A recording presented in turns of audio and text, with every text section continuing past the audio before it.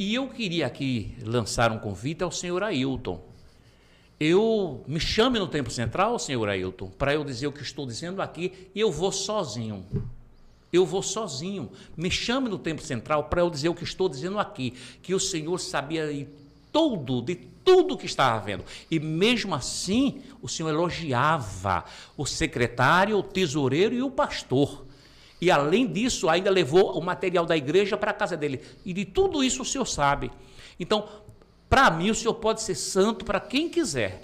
Para mim, não, porque eu conheço a sua índole. Eu descobri que, na verdade, o senhor é. Então, estou, doutor Luiz, reverendo, eu estou à disposição de entrar sozinho. Eu não preciso de ninguém, doutor. Eu só quero que ele diga, presbítero Silvio, vem aqui dizer o que o senhor disse lá, não pode expressar. Eu vou dizer exatamente aqui. Então, por favor, me chame ou me acione na justiça. E ele passou um WhatsApp para mim na época e disse que o vice-presidente da igreja, Samuel Oliveira, ligou para ele antes da audiência, porque ele foi arrolado como testemunha, e disse para ele, olhe, você sabe, você não pode depor contra a igreja, mas se você foi arrolado, veja, faça uma maneira de não denunciar, não dizer tudo o que sabe. Porque você sabe muito bem, isso aí não é fato oculto nem sigiloso, a questão da rachadinha dentro do seio da igreja. O Ministério Público denunciou, fez representação, houve a confissão da rachadinha. E a igreja ainda continua, os membros continuam naquela ilusão de que a direção é uma direção ungida, ninguém pode tocar nesses homens. Desse jeito. Hoje eu estou recebendo aqui a visita do ilustre Josué Augusto e o nosso amado Atalaia Silvio. E nós hoje vamos recomeçar novamente as informações necessárias ao nosso povo. Eu digo assim o nosso povo porque nós pertencemos a um segmento em que, infelizmente, está muito desgastado. E também quero iniciar com um fato recente na Igreja Assembleia de Deus do Estado de Pernambuco, um congresso de jovens, onde os jovens ficaram num espaço muito apertado, muito curto, e alguns desmaiaram e ficaram numa situação difícil. Isso aí, inclusive, Josué, foi um vídeo veiculado em todo o Brasil. E esses jovens, muitos deles, reclamaram pela construção do megatemplo, porque já não suporta, não comporta mais aquele templo a quantidade de membros. Logicamente que existe o terreno, existe o dinheiro já arrecadado, inclusive lançado num projeto para a construção de 380 milhões de reais. No entanto, esse projeto, Josué, não sai do papel. E hoje, os jovens estão pleiteando exatamente essa construção. Por quê? Existe terreno, existe o dinheiro. Por que não começar? Então, isso é um questionamento feito não por mim, feito pelos próprios jovens. Você sabe que o jovem é a força da igreja. Os idosos servem para a manutenção, para o pagamento de dízimos e ofertas. Mas os jovens é a força, é a vida jovem, é o futuro da igreja. E quando os jovens começam a se mobilizarem, os jovens começam a articular e fazer os pleitos que realmente favorecem a membresia, meu amigo, ninguém segura. Viu, Silvio? Ninguém segura. É o que os jovens estão pleiteando hoje. Hoje eles querem um templo prometido, feito maquete, exposto. Eles querem esse templo, exatamente por conta da situação que aconteceu recentemente. Então, eu vou iniciar por Josué, falar sobre isso, e em seguida, Silvio. Fala aí, Josué. Essa reivindicação da juventude se dá, doutor Miguel, Silvio. Primeiro eu queria dar boas-vindas aqui ao reverendo Silvio, né? Tanto tempo ausente, o pessoal cobrando ele, não é? Me encontravam nas diversas atividades do dia a dia. Cadê o Atalaia? Cadê o Silvio? Diga a ele que a gente está com saudade dele. Eu sempre dizendo, ele está bem, vai aparecer, mas aí está Silvio aqui. Doutor Miguel, veja só, o senhor falando aí, e eu pensando aqui, né, o que esse modelo que a Igreja Assembleia de Deus hoje instituiu e insiste em manter, ele é insustentável, né? Porque uma administração muito centralizada, é certo, vai construir um megatemplo, vamos supor que ele construa o megatemplo, mas vai chegar um ponto que também vai ficar pequeno. Então, eu acho que deveria haver era uma descentralização do poder central, dando liberdade aos diversos setores. A igreja é madura, os obreiros são maduros, se bem que essa safra de obreiros, eu acho que de 15 anos para cá, principalmente, são homens neófitos, né? Não dados àquela palavra grave, ao peso do comportamento, do proceder, e são muitíssimamente dependentes do gestor Ailton José Alves, mas isso exatamente por conta do modelo. Então, essa reivindicação da juventude de construir um megatemplo, eu acho sim, a Igreja Assembleia de Deus hoje, ela já tem condições de fazer a descentralização e fazer outro tipo de organização de tal forma que sirva para o bem do próprio povo e da disseminação do Evangelho de Jesus. Fala agora, Silvio. Olá, bom dia, gente. A paz do Senhor a todos. Prazer, doutor Luiz, em receber o seu convite, em rever o nobre Augusto, a nossa amiga, enfim, a todos, que Deus possa abençoar. Com relação ao que o doutor Luiz perguntou para o nobre Josué, a questão da descentralização, eu acho isso muito improvável que aconteça. Por quê? Porque a pessoa que tem aquele espírito centralizador, egoísta, ele não vai permitir que, por exemplo, haja um congresso desse porte em outra igreja. Por quê? Porque ele quer ser visto. Tudo ali se o nosso pastor mandar, eu faço, segundo a ordem do nosso pastor, eu vou orar. Não existe isso em lugar algum. Então, com relação a esse grande templo, eu trouxe uma novidade. Veja bem o que acontece. Eles arrecadam dinheiro e eles têm uma finalidade. Vou só contar um exemplo que eu não contei ainda em nenhum vídeo. E vou dar o nome agora aos senhores, porque eu estou sempre bem acomodado onde estou. Eu não gostaria de estar... Não gostaria não. Eu, na verdade, não gostaria de estar trazendo essas denúncias. Não é, doutor? A gente faz por necessidade, não por gosto, por prazer. A gente faz porque as pessoas precisam conhecer a realidade. Então, o que acontece? Observe, lá em Amaragi, eu denunciei. Os senhores sabem, quem assiste meu canal sabe que eu denunciei, e eu tenho provas do desvio de recursos da cidade de Amaragi, com a anuência, com o conluio do senhor Ailton José Alves, o senhor Samuel Oliveira e o senhor Simas Dias. Esses homens juntos, eles participaram dos desvios. E o que acontece o pastor, e agora eu vou dizer o nome, tá certo? Pastor Antônio Alves, eles foram para lá e quiseram que ele permanecesse lá, mesmo depois de eu mostrar as provas. O senhor está entendendo? Existe o genro do pastor, e aí eu digo, por isso que o senhor Ailton está envolvido nesses desvios, porque o genro do pastor, isso que eu nunca disse, e vou dizer agora, o genro do pastor, que hoje salvo engano, evangelista Elton, onde ele estiver, tenha cuidado com esse rapaz. Porque ele dizia, primeiro ele me ameaçou, mas eu já passei dos 60. Agora, para mim, o que vier não tem problema. Minha vida está na mão do Senhor. Você está entendendo? Eu não tenho medo da morte. Se eu morrer, minha esposa fica, graças a Deus, com uma boa aposentadoria e eu vou morar com o papai.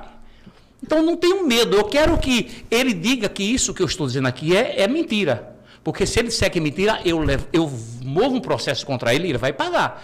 Porque, veja bem, o Elton disse que todos os meses o pastor Ailton elogiava a prestação de conta de Amaragi. Ora, como é que há um desvio, isso reiteradamente, e a pessoa diz que, parabéns, você, a igreja de Amaragi é um exemplo. Como pode ser isso, se eu descobrir um desvio? Então, o senhor Ailton é o cabeça de tudo isso. O seu Samuel Oliveira, que quem vê a parte externa pensa que é um crente, não é. Porque quem é crente não admite esse tipo de coisa. Então, eles fizeram isso. Agora, observa uma coisa, excelente Josué e doutor Luiz. Eu digo isso, provo, ele nunca moveu uma ação contra mim. Agora, moveu uma ação contra mim, pelo dó que não fui eu que fiz. E nós vamos até o final. E eu vou provar ao povo que eu não fiz, que eu sou inocente, e ele vai ter que reparar o dano. Entendeu, doutor Luiz? A gente vai até o fim. Porque eu provei, eles foram lá, se organizaram, gritaram comigo, e eu provei que realmente, e o pastor disse, a minha casa foi feita com dinheiro da igreja. Ou não, senhor Ailton? Apropriação, né? Exato. E eu sei onde é a casa, inclusive fiz um vídeo. Então, é ou não é, senhor Ailton? Foi o senhor ou não foi? Que mandou lá o povo lá para fazer o arrumado. E ficou realmente feito, doutor Luiz. O problema é que depois a gente descobriu, alguém jogou panfletos nas ruas, e ainda lembro o título do panfleto, a gangue de Água Preta, que vieram de Água Preta, tanto o pastor Antônio quanto o Elton, a gangue de Água Preta ataca em Amaragi. Depois disso aí começou. Eu já tinha saído lá, nem para outra reunião fui. Mas o Ailton foi lá dizendo que preferia ver o pastor morto a ter que tomar aquela decisão. Decisão que eles não tomaram. O senhor está entendendo? Decisão que eles tomaram. Então são pessoas, eu vou dizer aqui, o senhor Ailton Júnior, o senhor Simas Dias, o senhor Samuel Oliveira, são dissimulados. Agora, tentem, eu queria, doutor, que eles movessem uma ação contra mim, para dizer que estou injuriando, caluniando, mentindo contra ele. Ele não vai fazer isso, porque ele sabe que eu tenho provas. Entendeu? Então, como é que esse povo pega o dinheiro? E eles, doutor, eu ainda publiquei um vídeo onde a máquina estava escavando o lugar e alguém de lá da igreja dizendo assim, agora o grande templo vai iniciar. E isso faz muitos anos. E até agora, meu nobre, nada. Lá em Amaragi, inventaram de demolir uma igreja e os desvios lá foram grandes. Agora eu pergunto, essa prática vem acontecendo? Eu pergunto ao senhor Ailton, o senhor não presta conta do que entra, do que sai, para onde sai, e o senhor sabe que tem que fazer isso. O pastor que não faz isso, ele no mínimo peca por omissão. Então teria que ter o culto administrativo onde o povo soubesse para onde está indo esse dízimo. Dízimo não é para comprar cobertura, aquela cobertura, lembra? Cobertura que hoje vale em torno de 1 milhão, meu nobre Josué. Como é que o camarada nunca trabalhou na vida? O senhor Júnior, Ailton Júnior, trabalhou em que aquele rapaz? Entendeu, meu nobre? Trabalhou em que para ter um apartamento aqui? Eu trabalho que nem maluco. O meu dinheiro não dá nem para pagar um aluguel daqui, de mensal daquela cobertura. Aí a pessoa nasceu ali, criou-se ali, e de repente fizeram pastor, e aí ele tem uma cobertura. Isso é o que a gente tornou público. Mas e as contas? Um dos patrimônios. Um dos patrimônios, porque o senhor foi lá em aldeia e mostrou aquilo tudo ali. Quer dizer, isso é evangelho? Gente, pelo amor de Deus, acordem para a vida. Quando você é dizimista, cobre transparência. Agora eu estava pensando, meu nobre, uma pessoa de salário mínimo, ele ganha 12 salários mínimos por ano, correto? Não ganha. Ele ganha 10 em alguma coisa, porque um ponto em alguma coisa sai para a igreja. Não ganha 12, reverendo. Agora, a pessoa fazer isso, levar como estavam levando, levar ceia com o carnê, com o talão para o aposentado, porque a igreja vive dos aposentados, porque são pessoas sem muito esclarecimento. Exploram isso. Não sabe que no Velho Testamento essa prática não era válida para quem não tinha propriedades. Então, infelizmente, eu vou estar sempre à vontade. E outra coisa, próxima denúncia contra esses homens, eu não vou temer, eu vou fazer na frente do Templo Central, respeitando limites. Exatamente. Respeito o limite, mas eu vou lá. Se alguém tiver denúncia comprovadamente, tiver documentos, me diga, porque eu vou respeitar a distância e vou fazer na frente do Templo Central. Eu quero ver o que é que vai acontecer, porque eu estou na via pública e eles não vão poder fazer nada. Mas deixo aqui meu recado. Tenham cuidado com esses homens. Simas Dias, Samuel Oliveira, Pastor Ailton, esses homens podem ser grandes comerciários da fé. Comerciantes da fé. Pastor, infelizmente, não são. Verdade. Silvio, eu queria alertar o pessoal que está nos ouvindo agora que passou um episódio com você lá no Templo Central em que você sofreu agressividade dos seguranças lá do Pastor Ailton.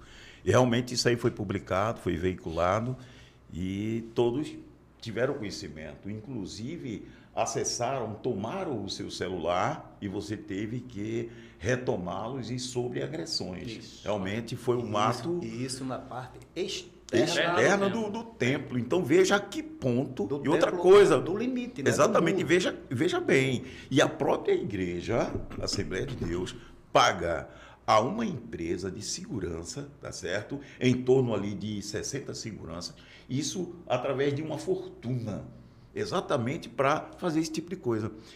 Mas entrando na sua deixa, Silvio, que você falou sobre esses pastores, eu quero te dizer que a nível nacional, existem pastores que estão realmente praticando coisas horríveis, Josué. E a gente fica até estarrecido porque, recentemente, numa reportagem em São Paulo, 8 igrejas foram abertas, 8 igrejas evangélicas foram abertas para lavagem de dinheiro de uma facção criminosa. Veja a que ponto. Por quê? Porque não se paga, não se tem nenhuma fiscalização e a coisa corre frouxa mesmo. Então, é uma situação que preocupa porque era um segmento até então restrito a um gueto. Os evangélicos eram assim, eram aqueles bodes, aqueles... Hoje, a coisa tomou uma proporção que quebrou essa linha divisória e virou antro de bandidos, antro de corruptos. Eu posso assim dizer sem medo de errar. A gente vê como exemplo a igreja de Flor de Lis, lá no Rio de Janeiro, Silvio e Josué. A gente está vivendo tempos terríveis. E, por acaso, alcançando a igreja aqui no estado de Pernambuco, porque você sabe muito bem, isso aí não é fato oculto nem sigiloso, a questão da rachadinha dentro do seio da igreja. O Ministério Público denunciou, fez representação, houve a confissão da rachadinha. E a igreja ainda continua, os membros continuam naquela ilusão de que a direção é uma direção ungida, ninguém pode tocar nesses homens. Desse jeito, praticando esse tipo de coisa que você relatou agora há pouco, Silvio. E a gente tem que ficar calado diante disso? Não. Agora, os jovens é que vão tomar essa frente, Josué. Os jovens é que vão, com a força deles, vão vencer tudo isso e vão para cima. Já estão reivindicando, Josué, em grupos, já a construção desse megatemplo que a gente vinha lá atrás denunciando. Então, os jovens estão sentindo a necessidade disso, de reclamar da administração. E a gente vê coisas erradas na administração. A gente vê salários exorbitantes de pastores. A gente vê a prática de coisas ilícitas por parte de pastores. E a gente, simplesmente por denunciar, você, Silvio, sabe muito bem, quantas ações criminais e cíveis o grupo de críticos responde. Porque em toda sociedade, em todo agrupamento social, religioso, tem que haver crítica, é o direito da liberdade de expressão, de você criticar. Não é isso, Silvio? Então, quem criticar sofre ação. Então, o pessoal tem medo. O pessoal tem verdadeiro pavor, Silvio. O pessoal me denuncia, aconteceu. Mas peraí, vocês têm que dar a cara. venha, assine, porque ninguém quer assumir. Tá entendendo? A gente aqui simplesmente é um canal, o canal de Josué, o canal de Silvio, simplesmente faz denúncias. Quando existe, doutor Miguel, esse afugentamento das pessoas que têm um olhar crítico, é sinal de que muita coisa errada tem, isso em qualquer grupo. Aproveitando quando o reverendo Silvio estava falando aqui, porque nem tudo a gente denuncia, até porque não tem tempo, é muita coisa, tem outros afazeres. E um caso que, inclusive, está na justiça, porque a irmã processou a igreja porque foi agredida lá na frente, ou seja, nas dependências, diferentemente do reverendo Silvio, que foi externamente, mas nas dependências do templo central, e ela processou a igreja. O senhor está à frente desse processo. E um irmão que foi testemunha, porque inclusive essa menina parece que foi empurrada, o irmão, houve lá, né, a turma do deixa disso, mas houve até agressão física. E ele passou um WhatsApp para mim na época e disse que o vice-presidente da igreja, Samuel Oliveira, ligou para ele antes da audiência, porque ele foi arrolado como testemunha, e disse para ele, olha, você sabe, você não pode depor contra a igreja, mas se você foi arrolado, veja, faça uma maneira de não denunciar, não dizer tudo o que sabe. Olha que absurdo. Então, se esses homens procuram esconder os fatos, não é, ilícitos dentro dessa igreja, e acontece isso aí, doutor Miguel. Agora, uma coisa também que o senhor falando, que me parece que a divisória, né, entre o evangelho genuíno que se vivia e o evangelho misturado, parece que essa divisória, ela hoje está muito tênue e misturada de tal forma que é difícil você perceber essa divisão, não é verdade?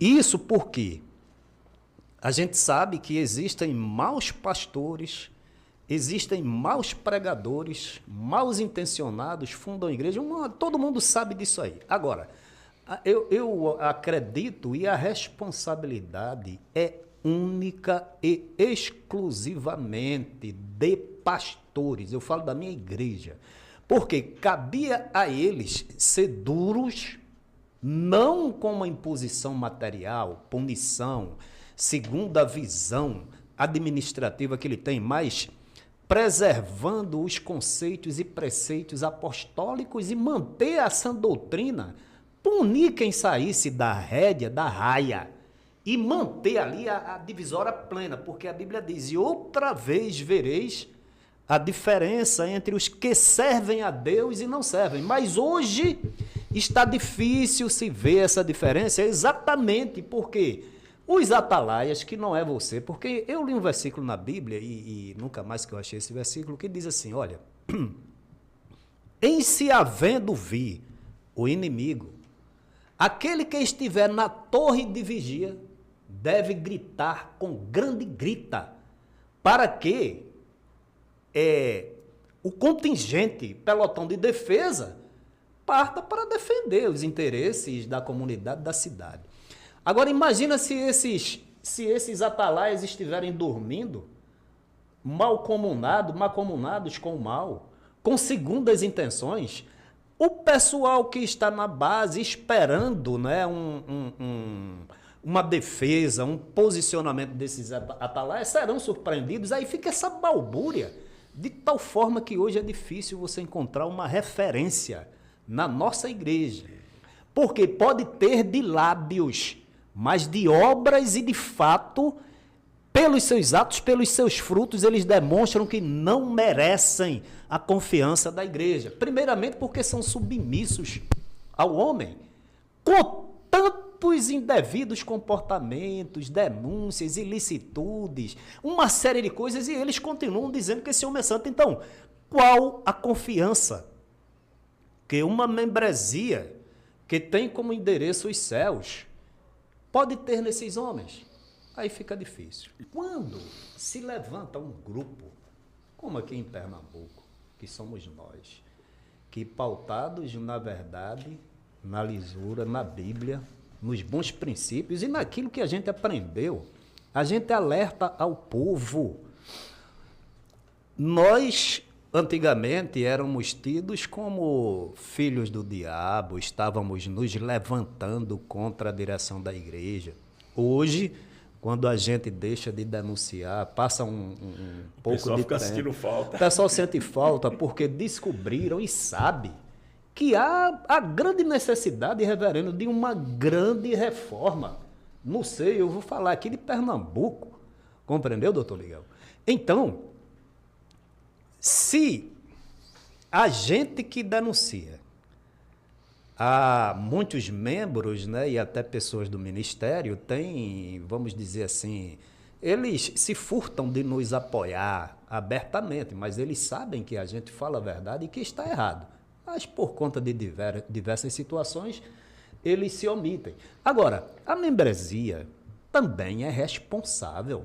Se tem zelo, se é diligente, se quer uma igreja firme, que vá morar no céu, tem que se opor a essas coisas, doa a quem doer, porque a responsabilidade de crente não é com coisas materiais. A Bíblia diz que nós somos o quê? Embaixadores de Cristo, do Evangelho, e embaixador cuida de coisas do seu país. E a partir do momento que a membresia, doutor Miguel, vê todas essas coisas erradas e diz, entrega a Deus, Deus vai tomar de conta. Eu acho isso é um descompromisso fora do comum e que estão contribuindo para que essa diferença entre quem serve a Deus e quem não serve caia, se dilua totalmente. Então a membresia também é responsável por essa situação que o Evangelho está hoje em dia. O reverendo Augusto... Olha, eu sou vereador, viu? Pegando sua deixa, veja bem, a membresia, ela geralmente, ela reflete a liderança. Aí eu pergunto ao senhor, quem é hoje a liderança? Quem é hoje uma referência na direção da IADP? É lamentável. Procure uma. Não temos. Tem alguma referência? O vice-presidente, que hoje é vice-presidente, que tem aquela maneira de se dirigir ao público, à Assembleia de Crentes, aquela maneira assim, que eu considero até, assim, né, me permita a expressão, um desrespeito, né, porque trata como criança, pessoas alienadas. Não é uma mensagem autêntica, mas aquela coisa querendo que repita a frase. E, irmão, aquele negócio do modelo de 1960. Eu disse agora que ele chega, o irmão vai fazer uma denúncia com provas na justiça e ele pede, segundo o depoimento do irmão, que ele não denuncie o que sabe. Então, qual é a referência, meu amigo, que a gente tem hoje? Mas é isso que eu estava dizendo, não existe referência. Olha, as referências, eu vou dizer, as referências que é o pastor Ailton, que é o Samuel Oliveira, que é o Simas Dias, essas referências, eu as desmascarei. Eu provo que são irresponsáveis e dissimulados, estão envolvidos no desvio de recursos dos dízimos dos fiéis ali em Amaragi. Isso é apenas um fato. Isso é um... Que desaprova. Isso, e que eu descobri. Agora eu pergunto, quem tem coragem de chegar junto ao seu pastor e diga assim, eu sou dizimista, eu quero saber para onde está meu dízimo. Mas a geração de jovens... Ele disciplina, não é? Ele disciplina. Mas essa geração, reverendo, que está surgindo agora, ela vai chegar a um ponto de dizer, se não houver prestação de conta, eu não dou dízimo. E com razão. Para quê? O povo é que tem que administrar dízimo. É o povo, não é uma pessoa só. É o povo que precisa fazer isso. Então, se não tem referência, então o povo vai seguir quem está na frente. E quem está na frente está comprometido com o pecado. Não serve como modelo. Não serve como modelo. Eu não quero ser um homem desse. Eu não quero. Eu sou um pecador. Pela misericórdia de Deus, fui alcançado, transformado, mas não me compare a um homem desses. Deus me livre. Eu não quero ser comparado a pessoas que se juntam para desviar recursos de igreja. E eu digo isso 10, 20 vezes e ele não aciona a justiça, doutor Luiz. Nem vai acionar. E eu querendo que ele acione, porque eu queria vê-lo. Eu queria perguntar alguma coisa diante dele, para ver o que ele ia fazer. Diante do juiz. Diante do juiz. Eu queria perguntar, por que o senhor fez isso? Por que o senhor permitiu? O senhor sabia de tudo. Porque o genro do pastor, vou mais dizer mais uma vez, é outro que hoje ocupa, salvo engano, ele é pastor, evangelista em algum lugar. Então, eu digo mais uma vez, onde esse rapaz estiver, tenha cuidado. Porque foi ele que disse que o pastor Ailton elogiava as finanças. Ora, se o pastor Ailton elogia uma igreja onde eu provei desvio de recursos, imagine quantos lugares existem esses desvios. O senhor está entendendo? Então, o povo hoje precisa ter como referência pessoas simples, pessoas que carreguem consigo os traços de Cristo. As marcas de Cristo. Está entendendo, reverendo? Verdade. As marcas de Cristo. Não mais pelo vestuário, porque pessoas que... olha, fulano é desse jeito. Prega bonito, tem uma boa aparência. Não resolve o problema. E cita várias versões da Bíblia. Aquele português rebuscado, mas de conteúdo espiritual. Nada. É zero. É zero. E eu queria aqui lançar um convite ao senhor Ailton.